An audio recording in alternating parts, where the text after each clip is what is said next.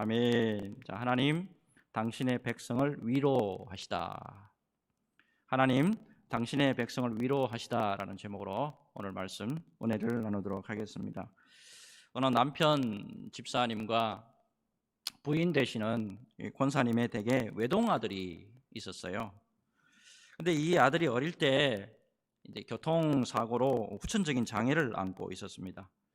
심하지는 않았는데 뇌 쪽에 좀 문제가 좀 있어가지고 자폐 증세가 나타났는데 공부하는 것 하고 일반적으로 좀 이렇게 생활하는데 불편한 점이 좀 있었어요.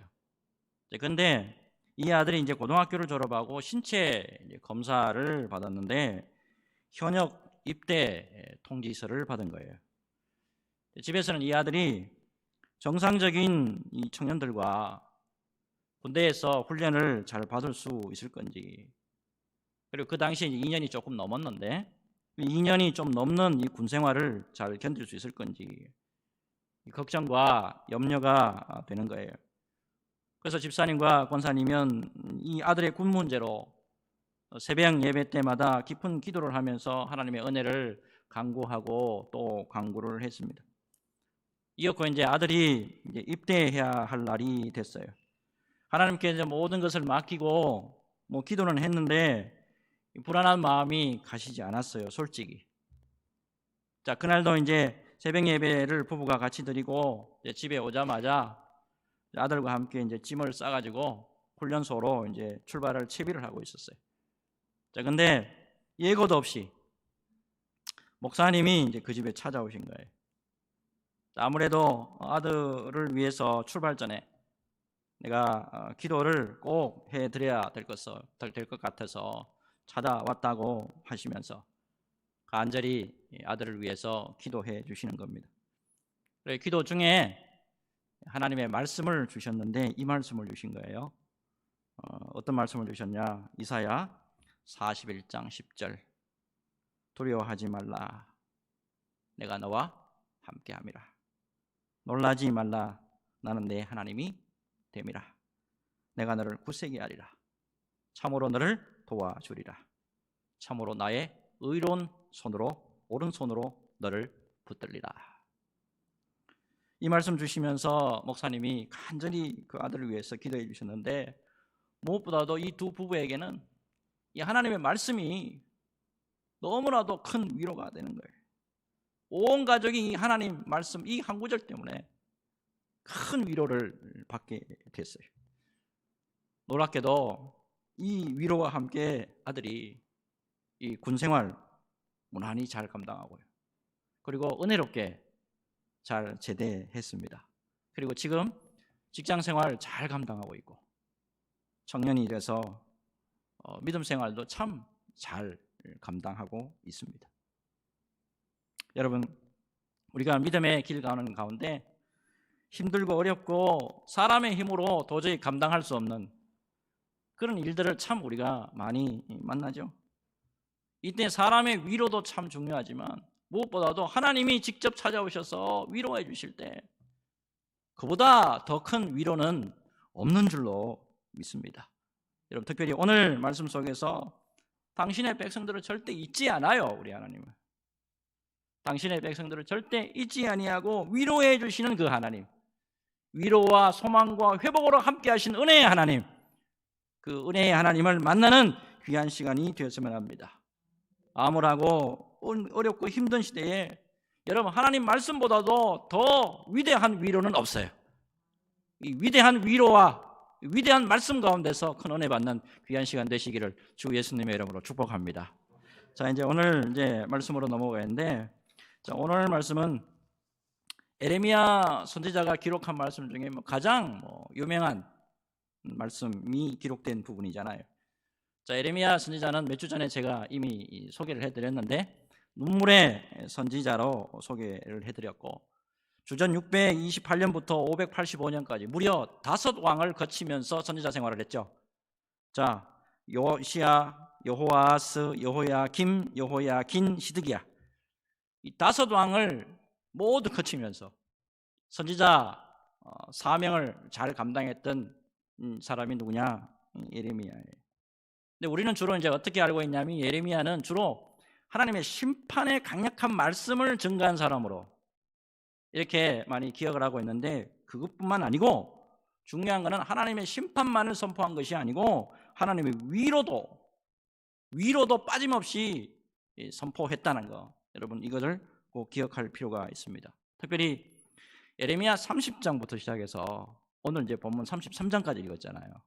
이 예레미야 30장에서 33장에 이르기까지 요 중요한 별명이 하나 있어요. 예레미야 30장에서 33장까지를 어떤 별명이 있냐면 위로의 책이라고 하는 별명이 있습니다.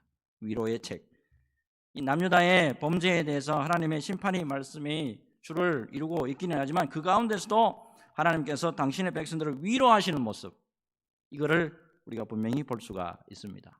자, 오늘 본문에서 이제 주목해야 할 말씀이 1절부터 나오는데 잘 보시기 바랍니다. 예레미야가 아직 시위대 뜰에 갇혀 있을 때에 여호와의 말씀이 그에게 두 번째로 임하니라 이르시되 그랬어요. 두 번째로 임하니라. 여러분, 지금 예레미야가 지금 처한 상황은 두 가지예요. 첫째는 뭐냐면 남유다 수도 이 예루살렘이 바벨론에 의해서 지금 포위된 상태예요. 굉장히 국가적으로 위기 상황이에요. 그리고 이런 상황 가운데서 회개하라고 막 외치다가 보니까 왕에 의해서 시위대 뜰 일종의 감옥이에요.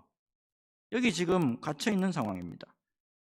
자, 나라는 나라대로 지금 암울한 현실이고, 나는 나대로, 예레미야는 예레미야대로 지금 굉장히 어려운 그런 상황이에요.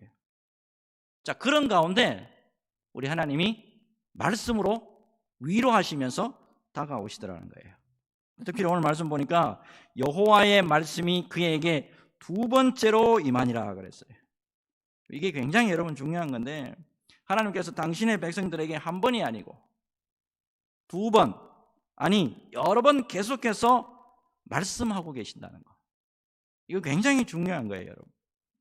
창세기 12장을 이제 보시면 하나님께서 아브라함에게 그의 인생에 있어서 처음으로 하나님이 직접 나타나셔서 말씀을 주셨죠. 어떤 말씀 주셨냐? 여호와께서 아브라함에게 이르시되 너는 너의 고향과 친척과 아버지의 집을 떠나 내가 내게 보여줄 땅으로 가라. 내가 너로 큰 민족을 이루고 내게 복을 주어 내 이름을 창대하게 하려니 너는 복이 될지라. 자, 여러분 중요한 거는 하나님께서 이 한 번만 말씀하시고 더 이상 말씀하시지 아니하셨냐 하는 거예요. 여러분 그게 아니잖아요. 아브라함이 기근으로 말미암아서 애굽으로 내려갔다가 와이프 사라를 바로에게 빼앗길 뻔할 때가 있었죠. 거기다가 믿었던 조카가 자기를 버리고 떠나요.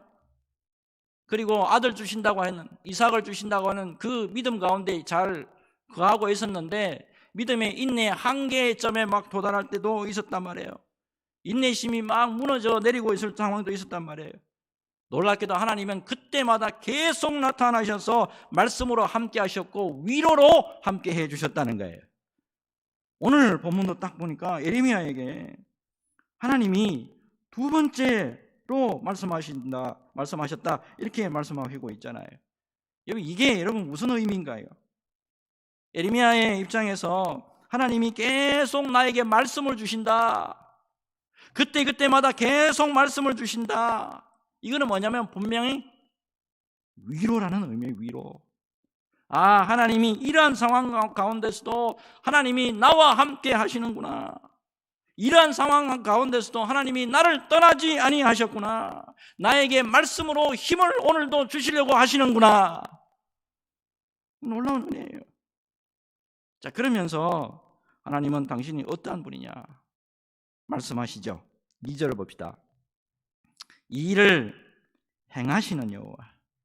여러분 세상에 모든 지금 돌아가는 것 다 하나님의 손 안에 있습니다. 이 일을 행하시는 여호와고 그것을 만들며 성취하시는 여호와, 그의 이름을 여호와라 하는 이가 이와 같이 이르시도다. 여러분 이 일을 행하시는 여호와, 그것을 만들며 성취하시는 여호와, 우주적인 주권을 가지신, 모든 우주의 주권과 권세를 가지신 우리 하나님이 말씀으로 위로해 주시는 모습이에요. 나는 모든 것을 다 할 수 있는 전능하신 하나님이다. 나는 엘 샤다이, 나는 전능자다. 바로 전능자가 바로 너희의 하나님이다 라는 거예요. 자, 이 말씀 주시면서 주신 말씀이 3절 그 유명한 말씀이잖아요. 이 전능하신 하나님 앞에 너는 내게 부르짖어라. 내가 내게 응답하겠고 네가 알지 못하는 크고 은밀한 일을 내게 보이리라. 이렇게 말씀하시는 거예요. 예레미야야, 내게 부르짖어 봐라. 내가 반드시 응답한다. 그리고 네가 알지 못하고 크고 은밀한 일을 내게 분명히 보여주겠다. 여기서 은밀한 이런 뜻이죠. 은밀한, 이거 감추어졌다, 숨겨졌다 그런 의미가 아닙니다. 이거 이 히브리어 원어를 보게 되면 헤아릴 수 없다, 접근할 수 없다 이런 뜻이에요. 헤아릴 수 없다, 접근할 수 없다.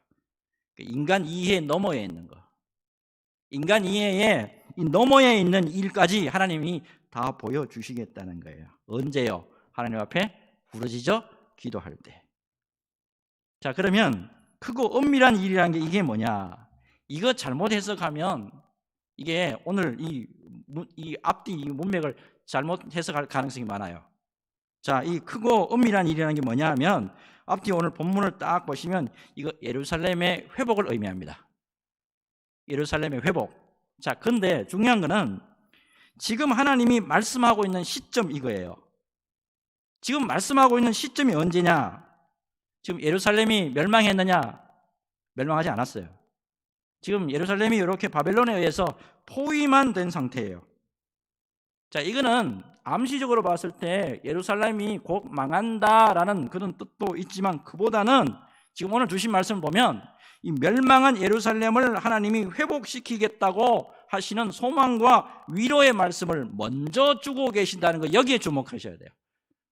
상황이 지금 앞으로 지금 안 좋아질 거를 지금 이렇게 바라보면서 하나님이 이미 그 건너편에 멀리 내다보면서 이미 위로의 말씀을 주시고 있는 것을 볼 수가 있단 말이에요. 이게 6절 보니까요.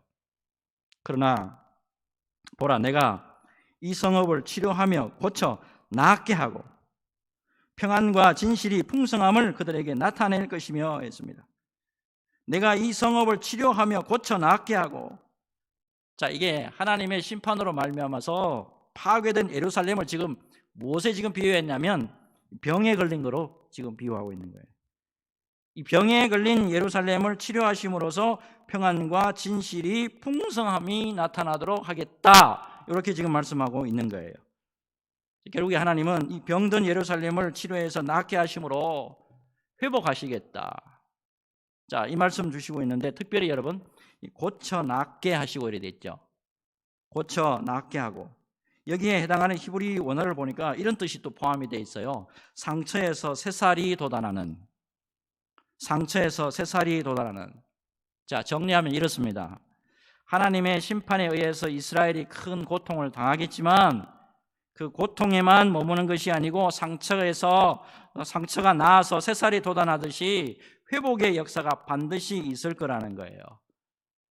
자, 여러분, 이스라엘 역사를 보면 이스라엘 백성들이 죄를 범하면 반드시 하나님의 심판이 있었죠.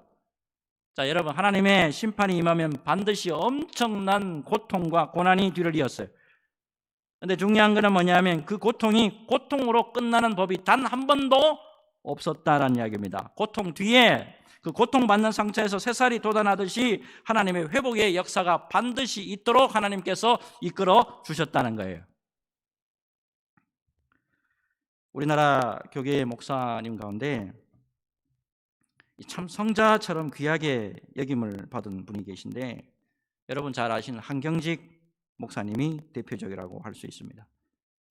그런데 여러분, 이분이 교계의 귀한 어른으로 여김을 받는 것을 자꾸 어떻게 생각하냐면 이분에게는 아주 점도 없고 아주 뭔가 막 흠도 없고 깨끗한 분이어서 그러냐, 그렇다기보다는 여러분 겸손과 진정한 회개의 모습 때문에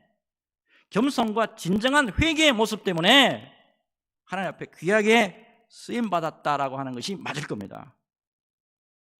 한경직 목사님이 1973년도에요 1월 2일 날 원로 목사님으로 추대가 됐습니다. 자, 이 자리에서 이렇게 소감을 말씀하셨어요. 건강이 좋지 않아 오래 살 줄 몰랐는데 하나님의 은혜로 지금까지 왔습니다. 은퇴하는 저에게 분에 넘친 말씀을 해주셨는데 영락교회 목사로서의 책임을 다하지 못하여 하나님께 부끄러울 따름입니다. 지금 저는 여러분들 앞에 사과해야 할 일들이 있습니다. 6.25 때 교인들이 어려움을 당할 때 그들의 어려움에 동참하지 못하였고 양떼를 두고 도망쳤고 그분들을 제대로 만나지 못한 때가 많았습니다. 은퇴하는 순간이고 원로 목사로 추대받는 자리에서 자기 솔직한 죄를 드러내는 거예요. 주님 앞에 겸손하게 회개를 하면서 나오는 모습, 이게 참 귀한 모습이에요. 여러분, 이 한 목사님의 이러한 회개의 모습은 여기에 또 멈추는 게 아니죠. 1992년도에요 6월 18일 날 이 종교 부분의 노벨상이라고 하는 이 템플턴 이 상을 수상하고 축하하는 모임이 있었어요. 이때 한경식 목사님이 이렇게 고백합니다. 여러분, 먼저 나는 죄인임을 고백합니다. 나는 일제시대 때 신사참배했습니다.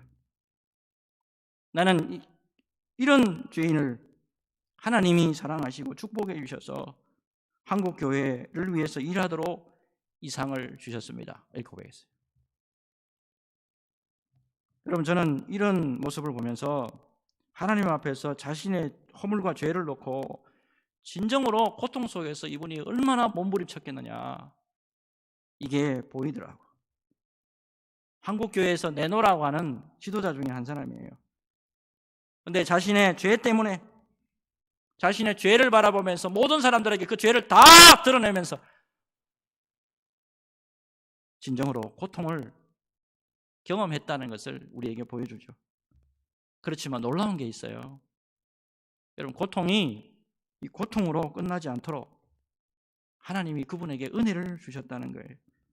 그리고 새살이 돋아나듯이 그 고통과 상처 속에서 새살이 돋아나듯이 하나님의 은혜 속에서 회복을 경험하고 다시 목회 현장으로 갈 수 있도록 하나님께서 인도하시고 이끌어 주셨단 말이에요. 그래서 주님의 전적인 은혜로 당신의 달려갈 길을 잘 마칠 수가 있었다는 거예요. 우리 모두에게는 고통이 있죠. 여러분, 이 고통이라는 것은 뭐냐면 하나님의 은혜 속으로 들어갈 수 있는 하나님의 놀라운 치료의 과정이라는 것을 알 수 있게 합니다. 여러분, 이 고통을 통해서 모든 것을 합하여 선을 이루신 우리 하나님의 은혜, 이 은혜를 바라볼 수 있는 성숙한 믿음의 사람들이 다 되어야 될 줄로 믿습니다. 여러분, 이 은혜로 언제나 주님 안에 거하면서 승리하는 저와 여러분 되시기를 주 예수님의 이름으로 축복합니다. 이 은혜로 끝까지 주님 앞에 아름답게 쓰임받는 우리 교회 되기를 원하고 우리 가정 되기를 원하고 우리 성도 되기를 원합니다. 이 믿음으로 승리하는 저와 여러분 되시기를 주 예수님의 이름으로 축복합니다. 자, 이제 다음 말씀으로 넘어가겠는데, 다음 말씀 쭉 보시면 모두 회복과 이 치유의 이 결과가 어떻게 나타날 거냐 쭉 말씀을 주세요. 분명히 지금 나라가 어려워요. 분명히 자기 개인으로 봤을 때는 어려워요. 그렇지만 계속해서 하나님은 말씀으로 소망을 주시고 말씀으로 위로하고 계신다는 것을 볼 수가 있단 말이에요. 자, 7절부터 볼게요. 내가 유다의 포로와 이스라엘의 포로를 돌아오게 하여 그들을 처음과 같이 세울 것이며 남유다, 북이스라엘 이전같이 다 하나로 되게 하면서 내가 그렇게 세울 것이다. 말씀대로 다 이루어 주셨어요. 이어서 8절 볼까요? 내가 그들을 내게 범한 그 모든 죄악에서 정하게 하며 그들이 내게 범하며 행한 모든 죄악을 사할 것이라. 죄를 용서받게 하고 정결하게 해 주실 것을 말씀하고 있죠. 자, 9절로 한번 봅시다.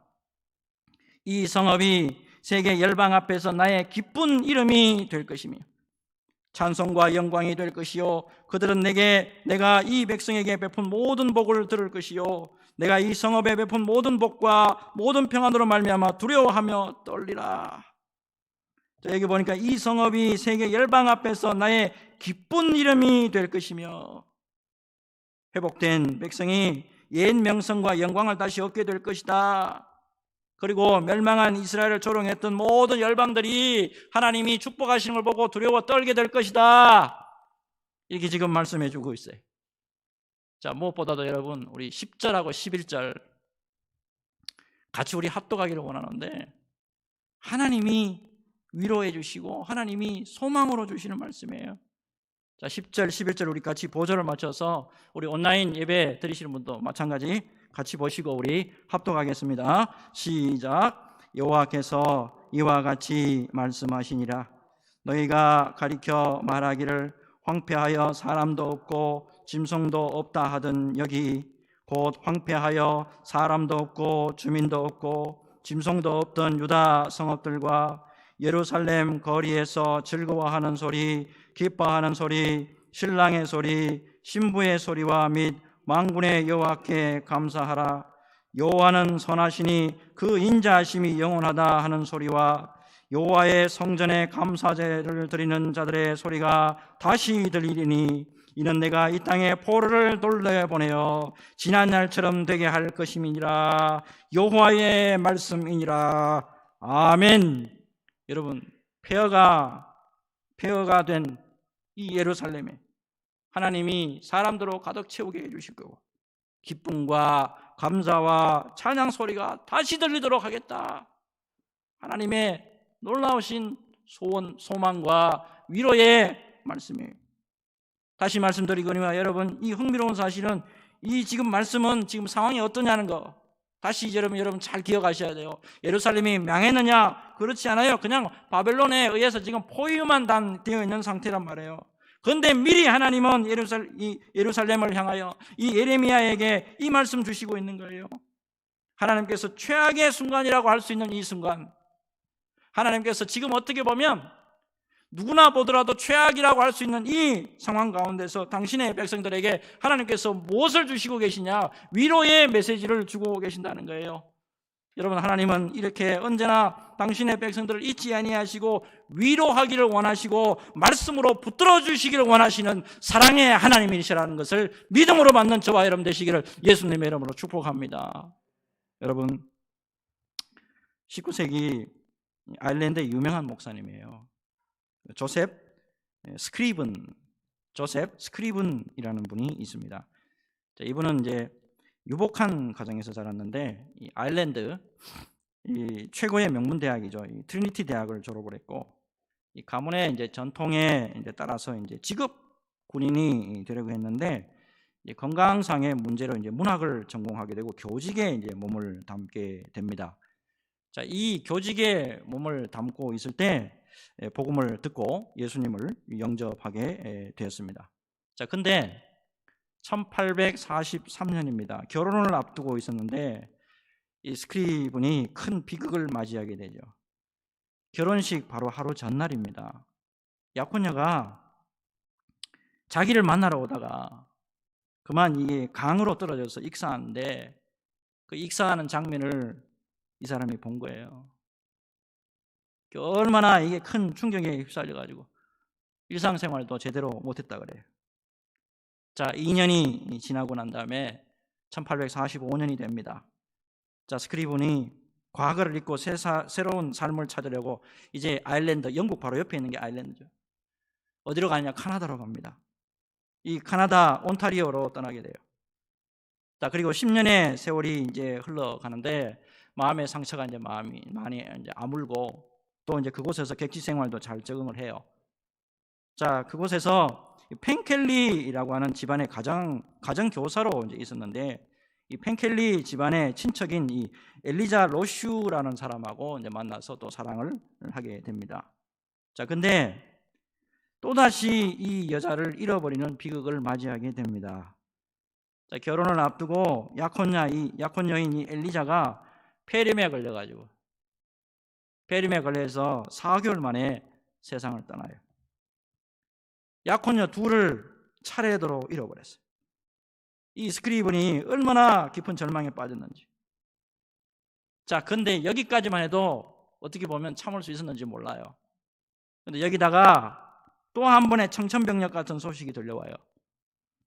고향 바다 건너, 저 바다 건너 고향에 홀로 계신 엄마가 위독하다는 거예요. 멀리 떨어져 있어서 엄마에게 갈 수 없던 감당할 수 없는 그 슬픔에 빠져서 그냥 주저앉고 싶은 그런 상황이었어요. 그런데 이분에게는 기도하는 그런 믿음이 있었던 것 같아요.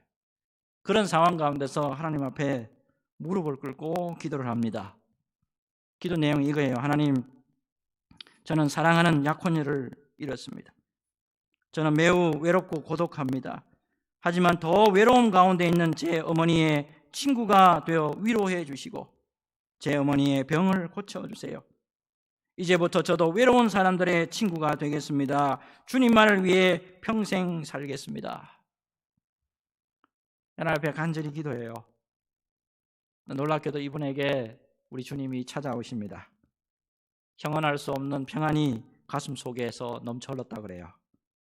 기도를 마치고 난 다음에 어머니에게 편지와 함께 찬송시를 써가는데 바로 이 찬송시예요. 죄진 맡은 우리 구주, 어찌 좋은 친구인지, 걱정 근심 무거운 짐 우리 주께 맡기세. 주께 고함 없는 거로 복을 얻지 못하네. 사람들이 어찌하여 아랠 줄을 모를까. 시험 걱정 모든 괴로움 없는 사람 누군가 부질없이 낙심 말고 기도드려 아뢰세. 이런 진실하신 친구 찾아볼 수 있을까. 우리 약함하시오니 어찌하니 아랠까. 근심 걱정 무거운 짐 아니 진자 누군가 피난처는 우리 예수 주께 기도드리세. 세상 친구 멸시하고 너를 조롱하여도 예수 품에 안겨서 참된 위로 받겠네. 여러분, 어려운 시대에 우리가 살고 있어요. 어디에 가서 참된 위로 받을 거예요?